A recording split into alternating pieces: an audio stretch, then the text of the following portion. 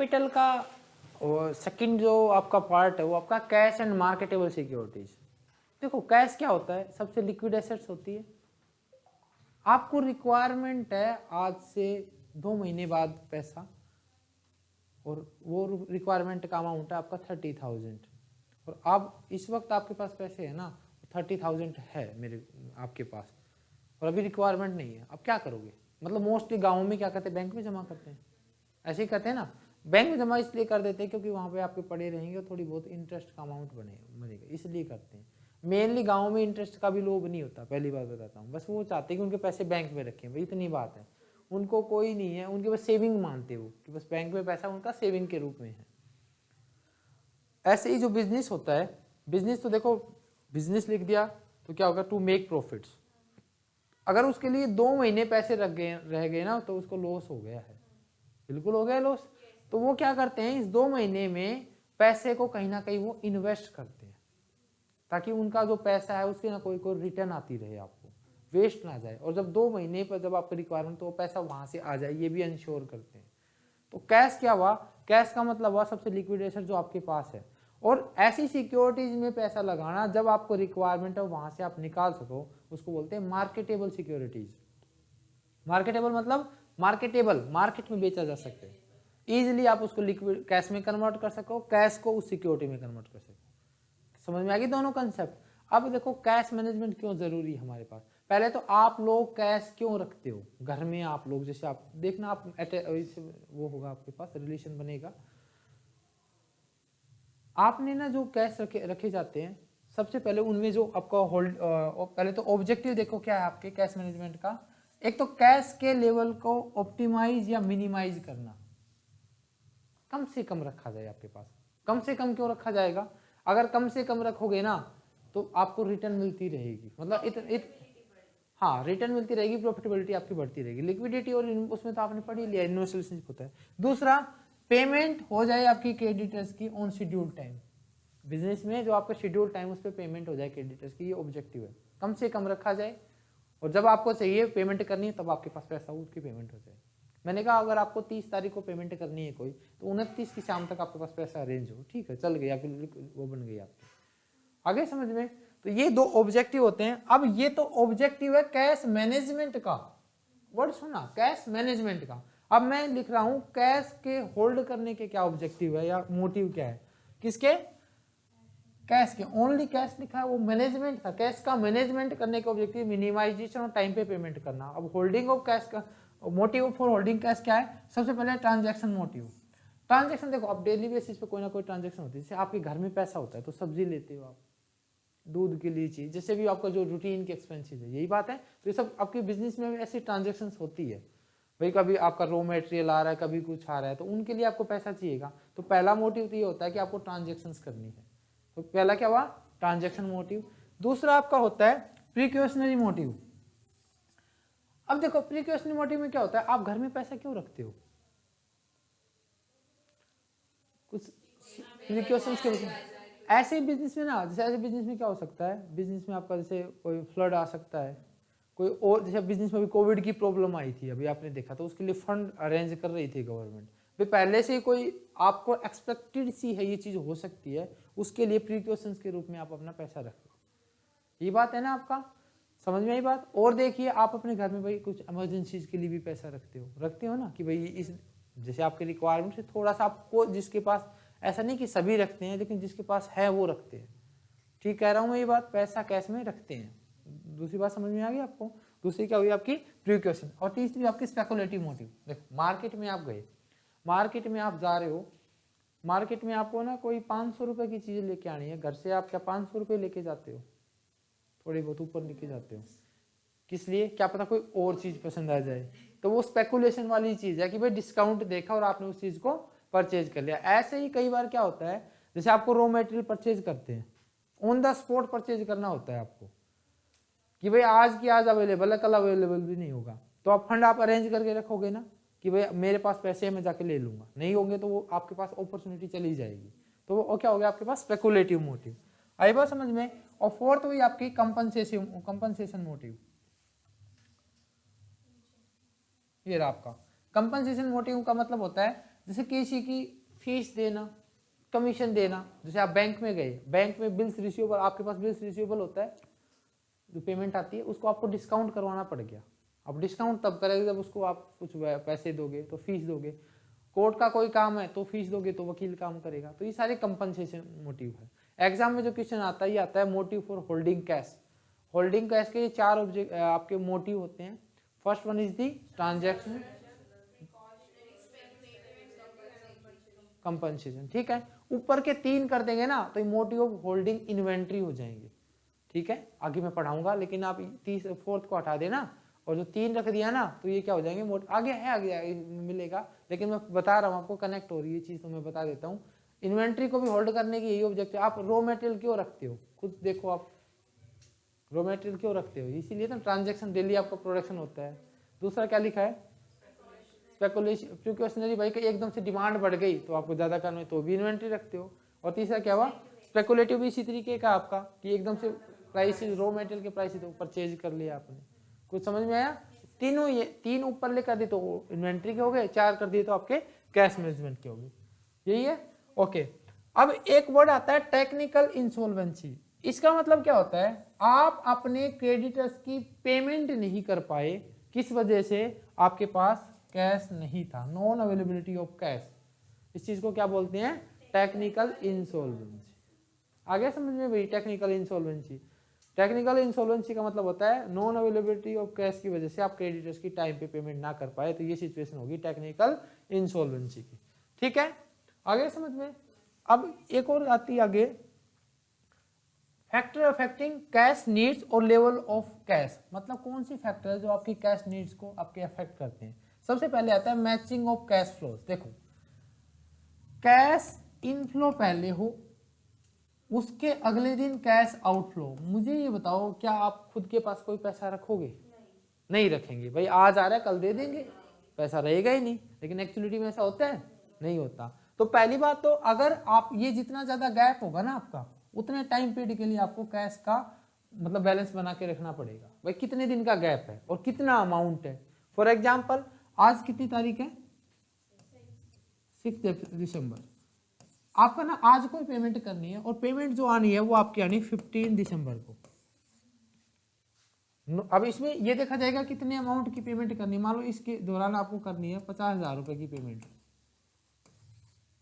50,000 रुपए की पेमेंट करनी है, तो 50,000 रुपए को मैनेज करना पड़ेगा या नहीं।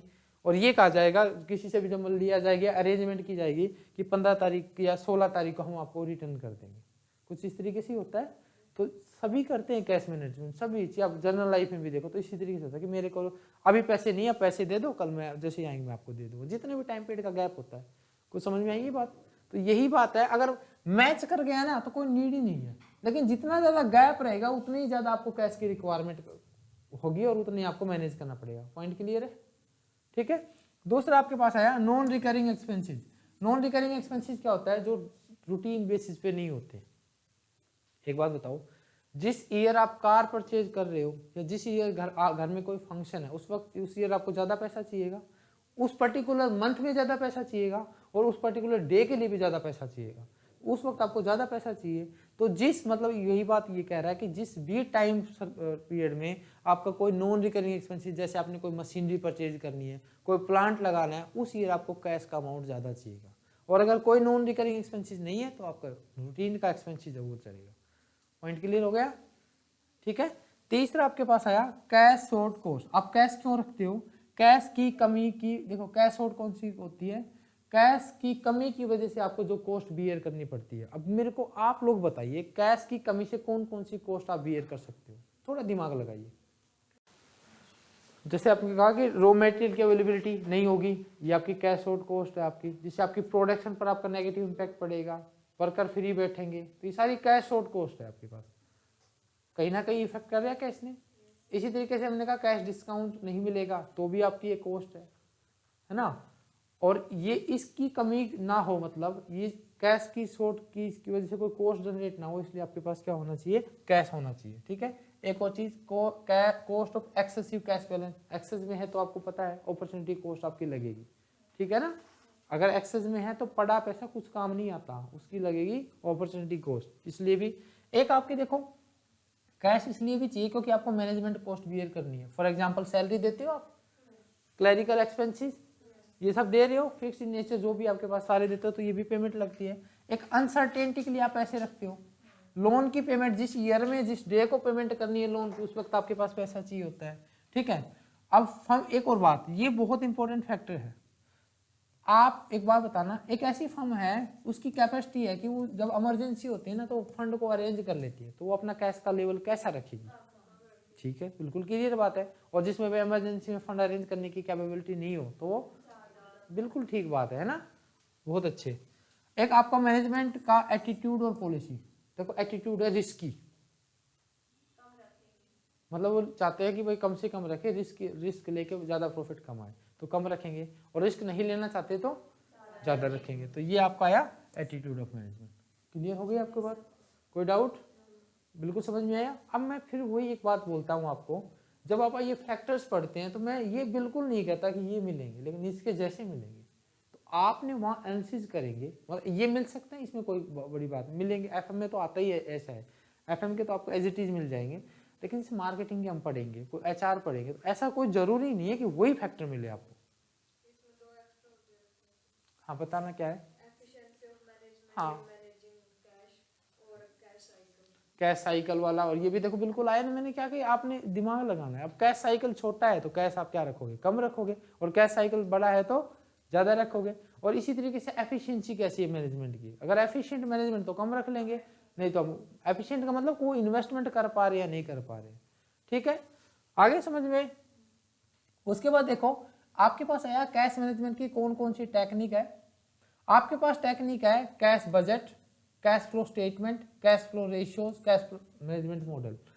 कैश बजट क्या होता है, कैश बजट होता है कि आने वाले टाइम पीरियड में आपके पास कितनी कैश की रिसिप्ट आने वाली है, कितनी कैश की पेमेंट होने वाली है, उसका एक फोरकास्टिंग कर लिया, क्वांटिटेटिव स्टेटमेंट बना ली, वो हो गया आपका कैश बजट। ऐसे ही होता है। यहाँ से क्वेश्चन आता है कि कैश बजट की कौन कौन सी टेक्निक होती है। 3 टेक्निक है, ये क्वेश्चन आपका इंपॉर्टेंट है। ये रहा, ये 3 ना, ये ऐसे एग्जाम में आता है बिल्कुल एज इट इज। एक तो होता है रिसिप्ट एंड पेमेंट मेथड, भाई कितनी रिसिप्ट आएगी प्रॉपर टाइम पीरियड में और कितनी आपकी पेमेंट होगी। एक आपकी आई एडजस्टेड पी&एल मेथड, इसमें क्या हो, इनकम मेथड बोलते हैं कि आपका कितना आपका मतलब जो पी&एल था लास्ट ईयर का कितना था, उसके अकॉर्डिंग आपने उसको एडजस्ट कर लिया, एक ये हो सकता है। एक आपका हुआ balance sheet method, balance sheet method क्या बताते हैं, पूरी बैलेंस शीट में देख लिया कितना कितना कैश है, वो उसे भी फोरकास्टिंग कर सकते हो, ठीक है, आगे समझ में। तो ये 3 आपके मेथड है। अब इसमें ना एक और क्वेश्चन आपके पास आता है कि कौन सा लॉन्ग टर्म के लिए है और कौन सा शॉर्ट टर्म के लिए बनाया जाता है। मुझे बताओ रिसीट एंड पेमेंट किसके लिए होगा आपके अकॉर्डिंग, बिल्कुल आपके शॉर्ट टर्म के लिए होगा, और पी&एल 1 साल के लिए होगा कुछ इस तरीके से, और आपका बैलेंस शीट बिल्कुल आपको साफ दिखाई दे रहा है कि कौन सा किस चीज के लिए होगा, है ना। तो इस तरीके से आपने देखना है कि रिसिप्ट एंड, अब वैसे ही बता पाए, इसका जो क्वेश्चन आया हुआ वही आया हुआ है कि मेथड ऑफ कैश बजट कौन कौन से, तो आप लिखेंगे receipt and payment method, adjusted पी&एल मेथड और आपका बैलेंस शीट मेथड। तो आप शॉर्ट टर्म कौन सा वो भी बता पाएंगे, ठीक है। और ये मैं बता चुका कि कैश बजट बनता कैसे है। एक आपके पास बना cash flow statement. Cash flow statement जो है आपका वो क्या होती है, पास्ट के लिए डेटा होती है, कैश कॉन्सिस करने के लिए 2 बैलेंस शीट डेट के बीच में कितना कैश और कैश इक्विवेलेंट का डिफरेंसेस आया, कितना फ्लो रहा है, यही तो होता है ना कैश फ्लो स्टेटमेंट। आप यही देखते हैं ना कि ओपनिंग कैश कितना रहा आपका, ऐसे आता है ना लास्ट में cash and cash equivalent, operating activity, financing और इन्वेस्टमेंट एक्टिविटी। तो उसमें आप तीनों को ऐड करके आप देखते थे ओपनिंग एंड क्लोजिंग का क्या है, वही क्लोजिंग की इक्वल आता है, अगर याद हो आपको। तो ये वो चीज़ें आ गई, रेशियो, इसमें सारी चीज़ें आती है। एक आता है कैश मैनेजमेंट मॉडल। अब ये आपकी एक बहुत ही इंपॉर्टेंट चीज़ है, बामोल ने दिया कैश मैनेजमेंट मॉडल। अब इसमें देखो एरर क्या क्या होती है, एग्जाम में क्या क्या क्वेश्चन आते हैं, और एरर बताऊंगा इसमें कितनी करके आते हैं बच्चे। 2 तरीके की कॉस्ट है, पढ़ना आप इसमें। आपने भाई पढ़ा, आपने पास देखो कैश रखा, कैश आपके पास रखा, तो मान लो आप पैसे जमा करते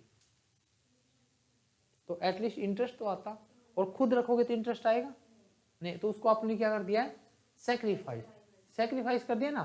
तो एक तो ये हो गई आपकी कैश को होल्ड करने की कॉस्ट, इसको हम बोलते हैं होल्डिंग कॉस्ट, या फिर मैं इसको अपॉर्चुनिटी कॉस्ट बोल सकता हूँ, बिल्कुल बोल सकता हूँ। अपॉर्चुनिटी कॉस्ट क्यों बोला, क्योंकि आपने इंटरेस्ट को सेक्रीफाइस कर दिया। ठीक है, बात समझ में आई आपको। एक दूसरा आपके पास ट्रांजैक्शन कॉस्ट। अब देखो क्या हुआ, अब मान लो आप सिक्योरिटीज को, आपका कैश को सिक्योरिटीज में लगा रहे हो और सिक्योरिटीज को कैश में कन्वर्ट कर रहे हो, तो कहीं ना कहीं कॉस्ट लगेगी ना, ब्रोकरेज चार्जेज, ये सब चीजें। तो ये सारी चीजें क्या हुई आपकी, ट्रांजैक्शन कॉस्ट। ठीक है, दूसरी कॉस्ट कौन सी होती है आपकी, ट्रांजैक्शन कॉस्ट।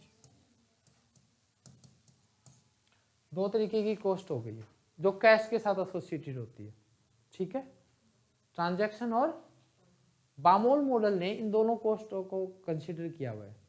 एक और बात ध्यान से सुनना, मैं भी बोल रहा हूं, बामोल मॉडल के अकॉर्डिंग आपकी इन्वेंट्री की, इसकी सॉरी कैश की टोटल कॉस्ट वहां कम होती है जहां पर, टोटल कॉस्ट वहां कम होती है जहां पर आपकी अपॉर्चुनिटी कॉस्ट कह लीजिए या आपकी होल्डिंग कॉस्ट कह लीजिए, ये इक्वल हो जाएगी ट्रांजैक्शन कॉस्ट। दोनों कॉस्ट एक दूसरे के इक्वल हो गई, वहां पर आपकी टोटल कॉस्ट क्या होगी, कम होगी, और यही आपका ऑप्टिमम लेवल ऑफ कैश होता है। देखो समझो इस बात को, मैं अभी समझाता हूं आपको। बस मुझे ये बताओ एक बात, अगर आप सारा पैसा खुद रखेंगे, सारा पैसा खुद रखेंगे आप, तो कौन सी कॉस्ट होगी, होल्डिंग कॉस्ट बढ़ जाएगी, और आपकी जो ट्रांजैक्शन कॉस्ट है वो ना के बराबर रहेगी। ये बात ठीक है, ठीक है। चलो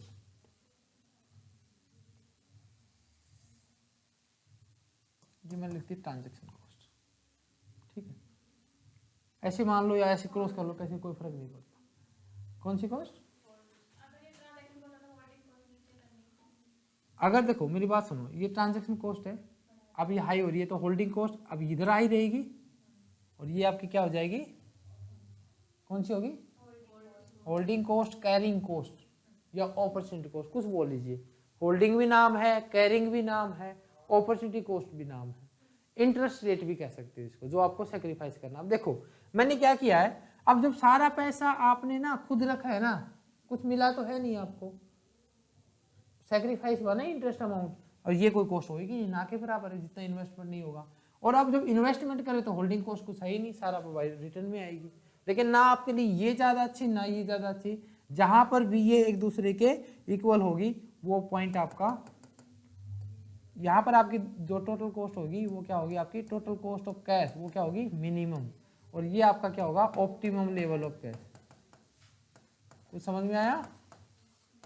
अब यहाँ एरर क्या होती है वो देखो, एरर कई बार ये आती है, अब आपने ना, आप कर भी सकते हो इसका गलत, आप लोग भी कर सकते हो, मैं थोड़ी देर में पूछूंगा, तब जब गलत करने के उस लेवल पे आ जाओगे ना तब पूछूंगा, अभी तो आप सही करोगे। ठीक है, समझ में आ गया आपको होल्डिंग कॉस्ट क्या होती है, ट्रांजैक्शन कॉस्ट समझ में आई आपको। बामोल मॉडल ने 1952 में दिया ट्रांजैक्शन कॉस्ट, जब आप क्या करें, मार्केटेबल सिक्योरिटी को कैश में और कैश को मार्केटेबल सिक्योरिटी में, जो आप ब्रोकरेज चार्जेस दे रहे हो, रजिस्ट्रेशन कॉस्ट दे रहे हो, वो वाली। होल्डिंग कॉस्ट क्या हुई, रेट ऑफ इंटरेस्ट जो आप अर्न कर सकते थे लेकिन आपने उसको क्या कर दिया, सेक्रीफाइस कर दिया। पैसा जमा करते बैंक में तो इंटरेस्ट मिलता, खुद रख लिया नहीं मिला, ये क्या होगी आपकी कैरिंग कॉस्ट, अपॉर्चुनिटी कॉस्ट। ठीक है, कैरिंग, होल्डिंग, अपॉर्चुनिटी एक ही नाम है। एक और तीसरी चीज की रिक्वायरमेंट होती है, वो हमारी है एनुअल रिक्वायरमेंट। एनुअल हो सकती है या जो मंथली हो सकती है, एक पर्टिकुलर टाइम पीरियड की आपकी रिक्वायरमेंट है उस फॉर्मूले के लिए। इस बामोल मॉडल की ना एक अजम्पशन है, पहली अजम्पशन है, फर्म को पता है कि आपको कितना पैसा चाहिए, कैश रिक्वायरमेंट के बारे में पता है, फर्स्ट थिंग। दूसरी आपके पास रेट ऑफ जो आपकी यूज है ना वो आपकी कांस्टेंट है, रेट ऑफ यूज है वो आपकी क्या है, कांस्टेंट है, वो आपकी मतलब जिस रेट से आप कैश को यूज करते हैं, जैसे आज अगर आपको 100 रुपये लग रहे हैं तो कल भी 100 रुपये ही लगेंगे, अगले दिन भी 100 रुपये, तो रेट आपकी क्या है, कांस्टेंट है। मान लो अगर आपका एक तो जो एनुअल कैश रिक्वायरमेंट है वो आपको पता है, निकाल लिया हमारे पास इतना, एक महीने में इतना रुपए चाहिए, और उसको किस तरीके से खर्च करना, उसकी रेट भी आपकी कांस्टेंट है। कुछ समझ में आया? इसका जो फॉर्मूला बनता है ऑप्टिमम कैश बैलेंस का, वो बनता है आपके पास, ये देखिए आपके पास फॉर्मूला 2 मल्टीप्लाई आर जो रिक्वायरमेंट है, टी मतलब ट्रांजेक्शन कॉस्ट डिवाइड में सी मतलब कैरिंग कॉस्ट, अपॉर्चुनिटी कॉस्ट। ठीक है, क्या बना? 2 multiply R multiply T divide में आपका होल्डिंग कॉस्ट। ठीक है, चलो बहुत बढ़िया। इस ग्राफ को देखिए ध्यान से आप,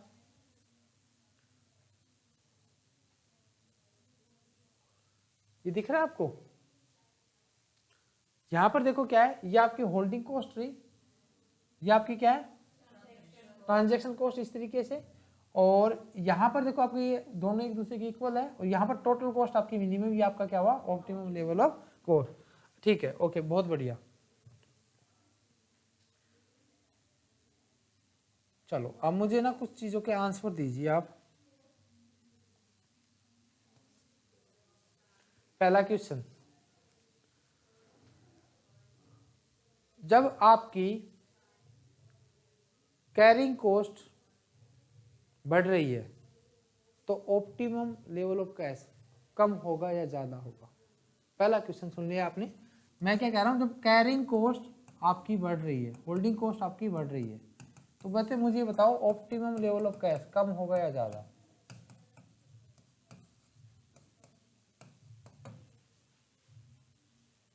पहला क्वेश्चन आपके सामने है, बताइए इसका आंसर क्या होगा? जब भी आपकी कैरिंग कॉस्ट बढ़ेगी, आपका ऑप्टिमम लेवल ऑफ कैश कम हो जाएगा, क्योंकि आपको बाहर इन्वेस्टमेंट करने से, बाहर उसको देने से आपका फायदा हो रहा है। और जब भी आपकी ट्रांजैक्शन कॉस्ट आपकी क्या होगी? बढ़ेगी, ऑप्टिमम लेवल ऑफ कैश, क्योंकि हर बार इन्वेस्टमेंट करने से और उसको चेंज करने से कन्वर्जन में आपका ज़्यादा पैसा लग रहा है, तो आप ऑप्टिमम कैश आपका बढ़ जाएगा। सो हम कह सकते हैं कि there is a inverse relationship between carrying cost and optimum level of cash and transaction cost and optimum आपका,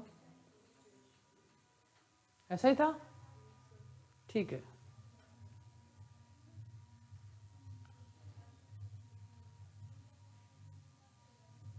कुछ और देखें इसमें, इसको यहां करके देखें।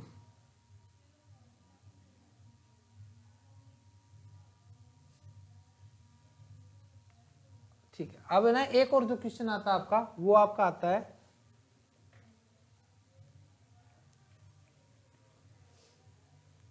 ऑप्टिमम लेवल ऑफ कैश कहां होता है? अब जल्दी से आपने आंसर देना है।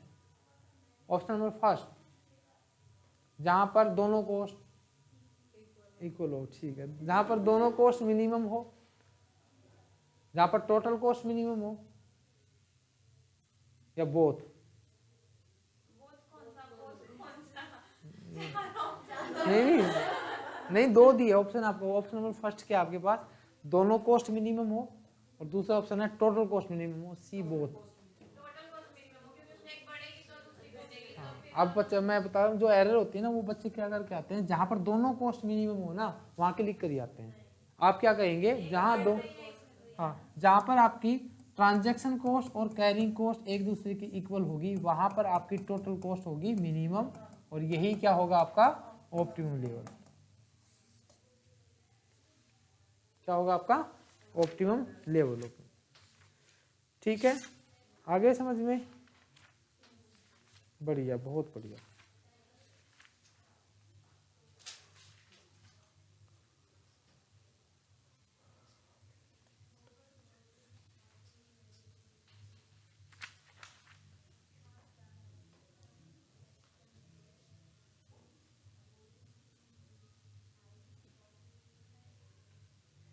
दूसरा जो मॉडल है आपका, ठीक है, ये समझ में आ गया ना? दूसरा जो मॉडल आपका मिलर और ओर मॉडल, मिलर ओर मॉडल पढ़ा है ना? देखो आपकी ना, ये आपकी एवरेज कैश रिक्वायरमेंट है, ये वाली, ये क्या आपकी एवरेज कैश रिक्वायरमेंट, इतने का आपको क्या चाहिए? फंड चाहिए। ठीक है, इतना आपके पास अभी फंड है, इतना आपका फंड है, क्या करे इतने पैसे का। एक ना उसकी जंक्शन के बेसिस पे ना वो तो क्या मान रहा था, रेट ऑफ यूज कांस्टेंट मान रहा था, है ना, और आप सर्टेनिटी के साथ आप बता पाओगे कि इतना पैसा हमें चाहिए तो उसी के अकॉर्डिंग अरेंज करेंगे। लेकिन ये कहता है कि ऐसा नहीं होता, वेरिएबिलिटी होती है आपके यूज में, आपके यूज में आप क्या होती है, वेरिएबिलिटी होती है कि भाई आप सेम रेट्स यूज नहीं कर रहे होते। तो मतलब ये डे बाय डे के अकॉर्डिंग आपका चलता है। आज आपको ना आपके ना एवरेज कैश बैलेंस तो इतना है, अब आपका ना फंड ज्यादा हो रहा है, आप क्या करो पैसे को, तो यहाँ इस ये जो एरिया बने ना इसमें कहेंगे बाय सिक्योरिटीज, क्या लिखेंगे, पैसा जब ज्यादा हो रहा है, और जब आपके पास पैसा मतलब कम हो रहा है तब क्या कर देंगे, सेल सिक्योरिटीज। ऐसे कुछ चलता है, ये देखो ऐसे चला, ऐसे गया, ऐसे गया, ऐसे चलता रहता है। इसके आगे हमें इतना चाहिए, देखो ये मार्केटेबल सिक्योरिटी की कंसेप्ट मैंने इसलिए पहले बताई थी, मतलब क्या है उसका कि जब भी आपको चाहिए आप उसको बेच के तुरंत कैश में कन्वर्ट कर लो। ज्यादा हो रहा है इन्वेस्ट कर दो, कम हो रहा है तो बेच के ले आओ पूरा कर लो। कम हो रहा था यहाँ पे देखो आप पैसा कम था, यहाँ तक ले जाना है, बेच दो आ जाएगा पैसा। आ गई समझ में। तो मिलर और मॉडल जो है आपका वो उसी का जो आपका उसकी जो लिमिटेशन है उसी को कवर करते हुए आपका ये बना है। ठीक है, आपने बस क्या करना है कि कितना आपका डे बाय डे पे आपका जो भी फंड है वो आपका निकाल के दे देगा। ठीक है, इसका जो फॉर्मूला बनता है वो क्या, फॉर्मूला आता नहीं है इसका, कभी आज तक आया नहीं, ना इसका कभी आने की संभावना।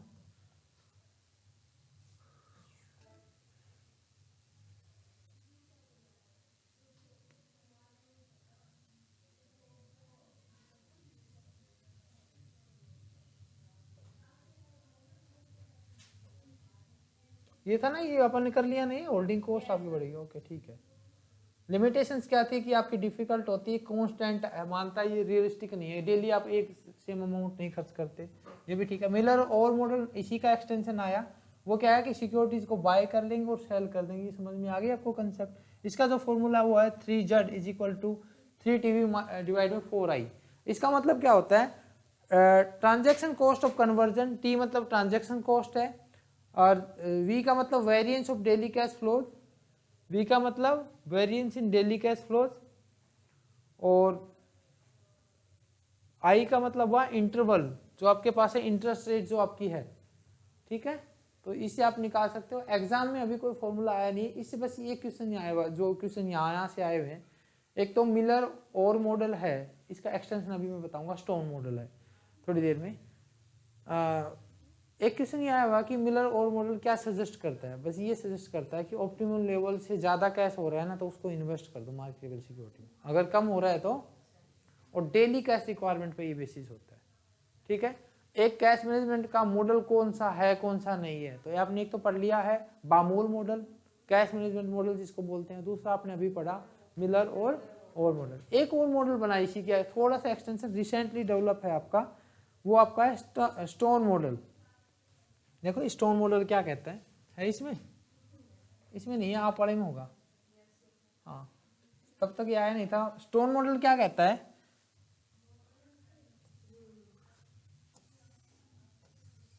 इसी का एक्सटेंशन है स्टोन मॉडल। कोई क्वेश्चन आज तक आया नहीं इससे, आ जाए तो आप कर देंगे, नहीं तो रहने देंगे। ये रहा,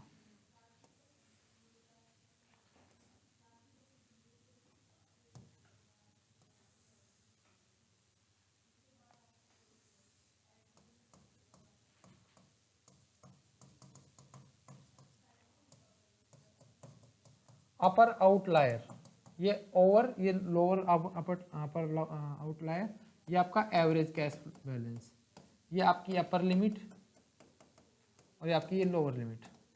लिमिट बना दी इसने, फिक्स कर दी है, लिमिट बना दी इसने, और ये यहाँ पर क्या करती,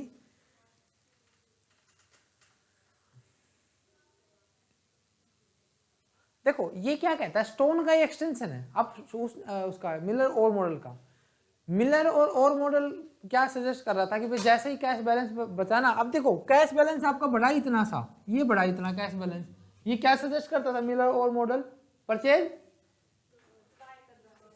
और इतना कम हुआ तो, अब ये जो स्टोन मॉडल कहता है ना कि आप इस लेवल तक है ना कोई रिक्वायरमेंट नहीं है, यहाँ पर आपको नेसेसिटी है, यहाँ पर कंपनी अपने हिसाब से सोच सकती है, लेकिन यहाँ पर नेसेसिटी, जब आउटलायर में जाएगा पैसा यहाँ पर बाय करना पड़ेगा।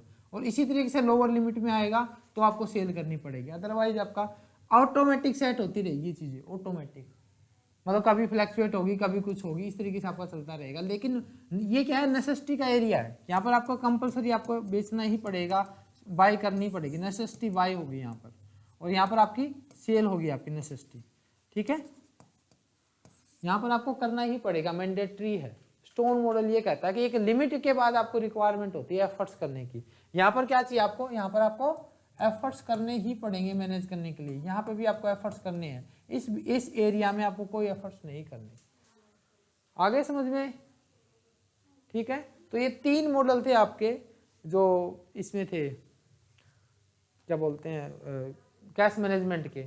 अब एक छोटा सा टॉपिक और इसमें, management of marketable securities.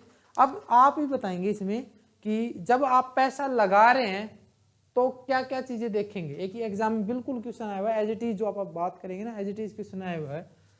Question क्या था, ये था कि जब आप इन्वेस्टमेंट कर रहे हो सरप्लसेस को कहां पर, मार्केटेबल सिक्योरिटी में, तो क्या क्या चीजें देखेंगे। देखना आप, पहली चीज, अभी एक एक चीज आप देखिए, इसी में समझिए आप। आज कितनी तारीख है, आज है 6 दिसंबर, यही है। आपके पास सरप्लस पैसा है, आपके पास हमने बात की थी 20,000 रुपये आपके पास सरप्लस है, ठीक है, ओके। आपके पास एक सिक्योरिटी एक्स है, एक वाई है, एक जेड है। आपको जब पैसे की जब नीड पड़ेगी वो तारीख आपकी 25 फरवरी को पैसा चाहिए। एक्स है ना, उसमें जो आपकी रिटर्न आ रही है वो आपकी आ रही है 30%, यहाँ पर आ रही है 25%, और यहाँ पर आ रही है आपकी 20%, ओके। इसकी जो मैच्योरिटी है सबकी, जो इनकी मैच्योरिटी डेट है वो आपकी है, इसकी तो है मार्च 10, ठीक है। इसकी आपकी फरवरी 20 फरवरी, और इसकी आपकी है जनवरी 15। इनकी जो मैच्योरिटी डेट है कुछ इस तरीके से है आपकी, ठीक है, ओके।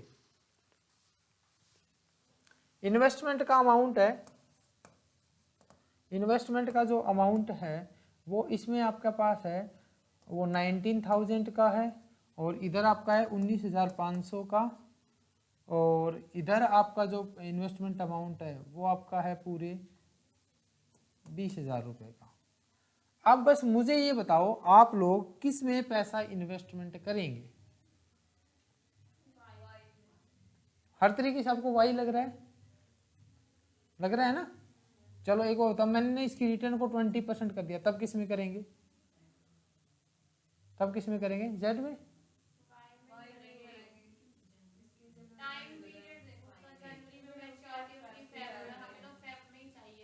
हाँ तो किस में करोगे, देखो आपने क्या क्या फैक्टर देखा, आपने पहले तो ये देखी कि रिटर्न किसकी ज्यादा आ रही, तो रिटर्न के अकॉर्डिंग तो ये सिलेक्ट हो रहा था।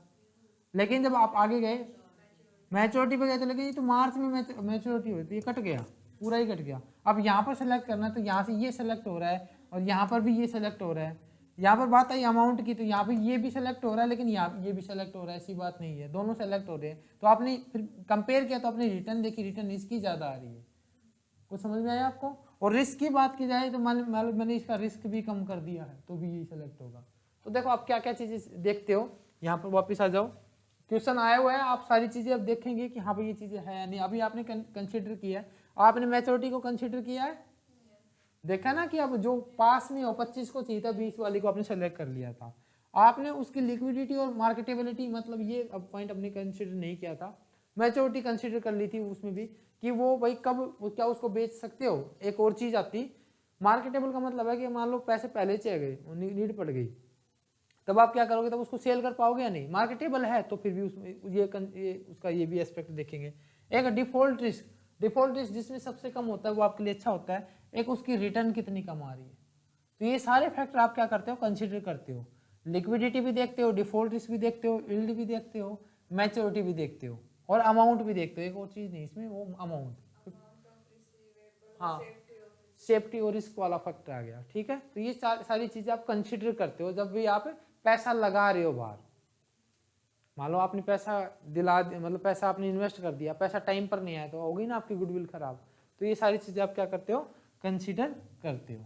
ठीक है, आगे समझ में?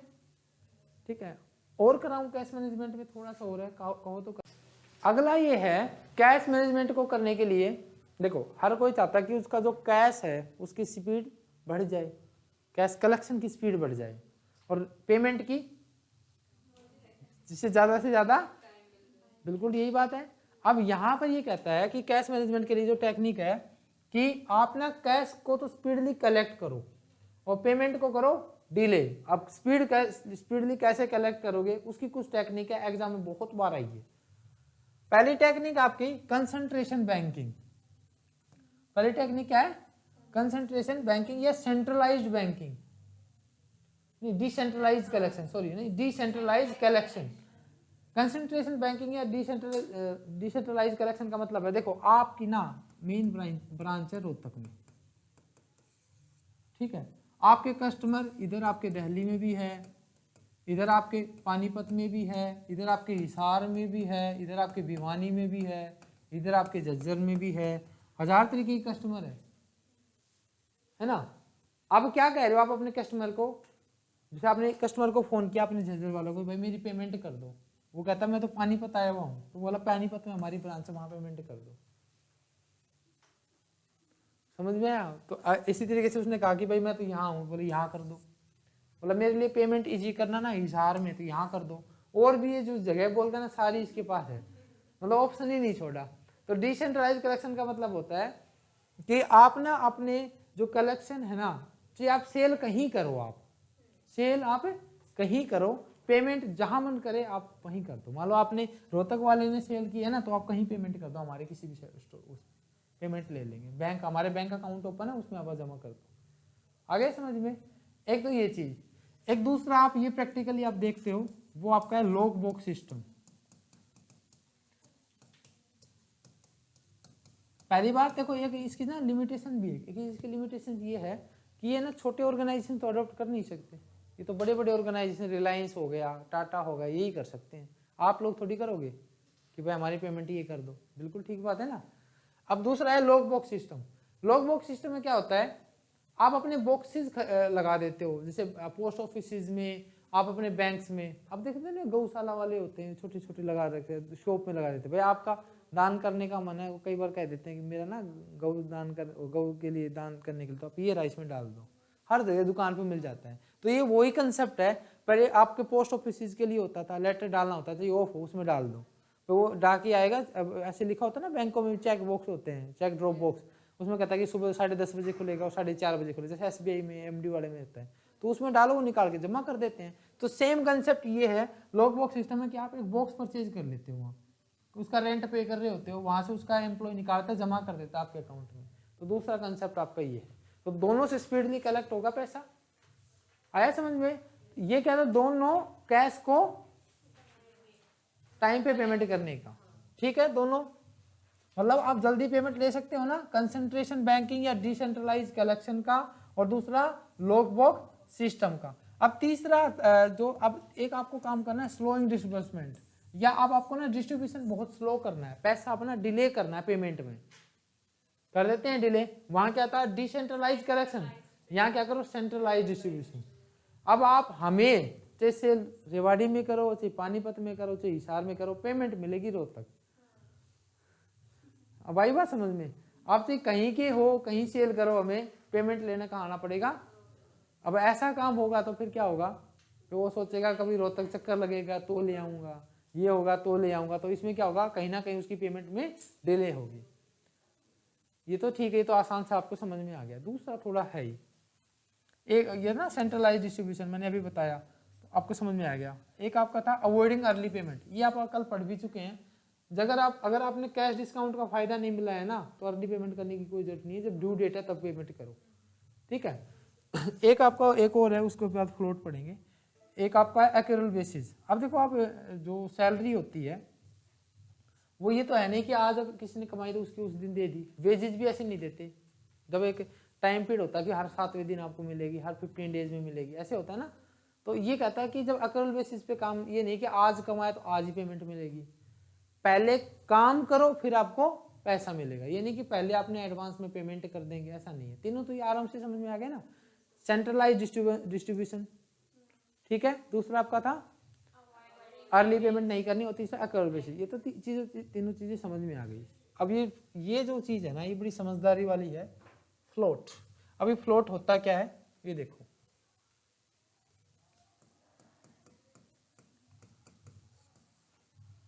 आपके पास ना आपका जो बैंक बैलेंस है आज की डेट में, हम तो चाहते हैं आपको सभी का अच्छा हो, लेकिन एक कंपनी है उसका ना सिर्फ इतने रुपए है, 300 रुपीज 300, ठीक है। और उसकी जो पेमेंट है आज की डेट में वो है 20,000 रुपये। मान लो, क्या जाता है मानने में, पेमेंट कितने की है? आज आ गया उसका जो सप्लायर है ना, वो उसके सामान लेने आ गया, आज तो नहीं आया, आज तो गड़बड़ हो जाएगी। मतलब वो आया उसके पास फ्राइडे को आया, ठीक है। क्या कहा उसने? फ्राइडे को आपसे वो पेमेंट लेने आ गया, ठीक है। फ्राइडे को आपसे पेमेंट लेने आया, इस फ्राइडे को या थर्सडे को भी आ गया तो भी कोई दिक्कत नहीं है। थर्सडे को भी नहीं, आज ही आ गया, ट्यूसडे को ही आ गया। और ट्यूसडे पर आपने ना, आज कितनी तारीख है? 6 तारीख, 9 तारीख का फ्राइडे है, आपने उस पर ना डेट लिख दी 9/12/2022। समझदारी देखो आप, 9/12/2022 लिखकर उसको दे दिया, ओके दे दिया। पेमेंट आप, ये बात किसको पता है कि 300 रुपए है? उसके अलावा किसी को नहीं पता ना, ठीक है। उसने दे दिया उसको। अब उसको ना एक बात पक्का पता है कि ये देखो सैटरडे का इस बार सेकंड सैटरडे है तो बैंक ऑफ है, पहली बात। फ्राइडे को चेक इसका है तो ये हो सकता है कि बैंक में लगाएगा तो भी 1 दिन का प्रोसेसिंग का टाइम लग जाता है, पहली बात। नहीं भी लगेगा तो इसको, इसका आइडिया है जिसको भी चेक दिया कि ये भाई 1-2 दिन डिले करता है या कि सेम टाइम पे नहीं करता, क्योंकि हर बिजनेस ना 1-2 दिन डिले करके चलते हैं। तो इसको अंदाजा लगा कि ये तो सोमवार को, अगले सोमवार को चेक लगाएगा, पेमेंट आज लेने आ गया, 9 तारीख का चेक निकाल दिया। ये खुश हो गई, ये पार्टी, मान लो ये Y पर्सन था, ये खुश हो गई, इसको पेमेंट मिल गई, इसकी गुडविल बनी रह गई। बात समझ में आई? इसकी बुक से जो X था, इसकी बुक से इस 20,000 की पेमेंट भी डिडक्ट हो गई, पेमेंट कर दी, है ना। और पेमेंट है नहीं, इसको ये पता है X पर्सन को कि मेरे पास सैटरडे को 20,000 रुपए आ जाएंगे। इसको ये जरूर पता होना चाहिए, कभी अब सोचो कि आए ना, इसको लगा कि मेरे पास ना कहीं से पेमेंट आएगी और मैं बैंक में जमा कर दूंगा और ये पेमेंट यहाँ से निकाल लेगा 11 या 12 तारीख को, उसके बाद ही निकालेगा 11 या 12 तारीख को।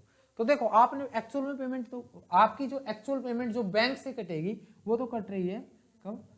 11 या 12, इसके बाद ही कटेगी, है ना। और आज कितनी तारीख है? 6 तारीख। तो 7 दिन के लिए आपको क्या मिल गया? एक टाइम पीरियड मिल गया पेमेंट को अवॉइड करने का।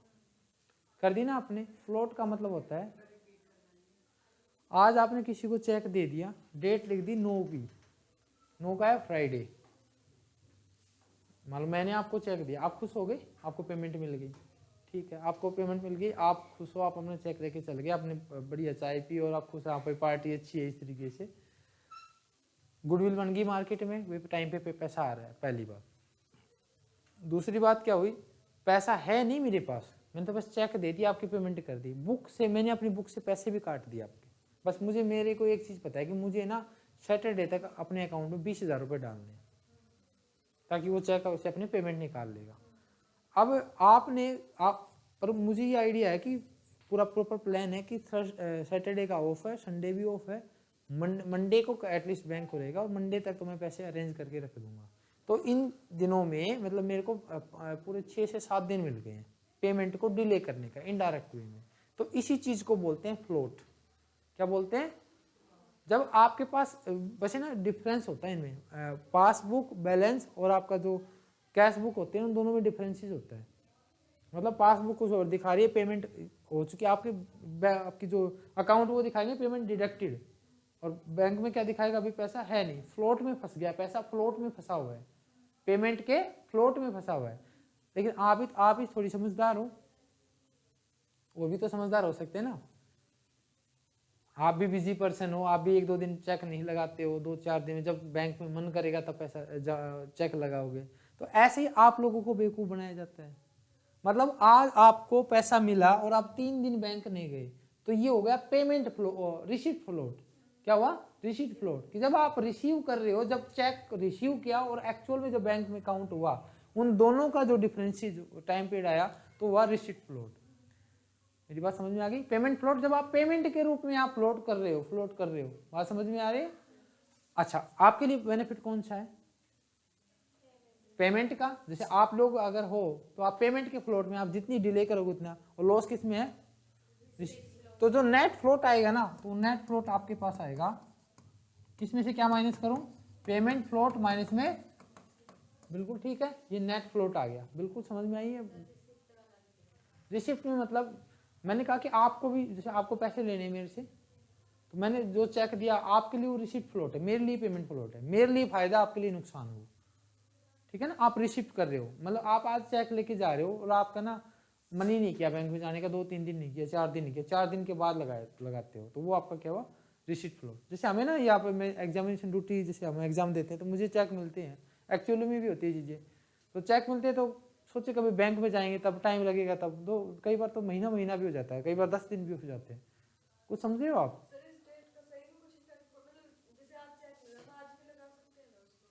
हाँ लगा सकते हैं।